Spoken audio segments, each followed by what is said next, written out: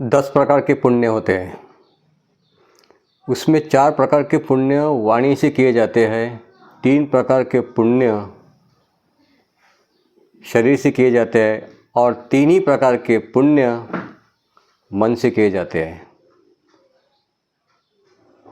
3 प्रकार के जो पुण्य होते हैं उसमें, और वो 3 प्रकार के पुण्य कौन कौन से होते हैं, इसमें न्याय दर्शन के अंदर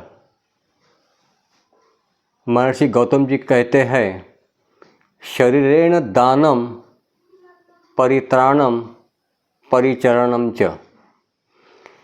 3 प्रकार के पुण्य शरीर से किए जाते हैं और उसमें सबसे पहला पुण्य है दान करना। जो दानी लोग होते हैं उनकी कभी भी मृत्यु नहीं होती। कंजूस और कृपण की मृत्यु होती है, दानी लोगों की मृत्यु नहीं होती। 2 चीज़ें होती है उसमें, पहली चीज़ है दान करना, पहली चीज़ है दान और दूसरी है डकैती।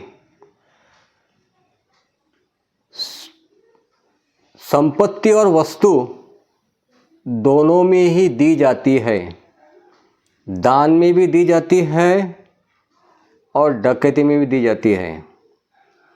फर्क इतना है कि दान में वस्तु स्वेच्छा से दी जाती है और डकैती में छीन जाती है। तो इसमें एक चीज़ मैं बताना चाहूँगा आपको कि दान हर मनुष्य को करना चाहिए। ईश्वर ने मनुष्य को इतना काबिल और इतना सामर्थ्यवान बनाया है कि एक भिखारी भी है तो उस भिखारी ने भी दान करना चाहिए। अगर भिखारी अगर दान नहीं करता है तो वह जन्म जन्मांतर में भिखारी ही बना रहेगा।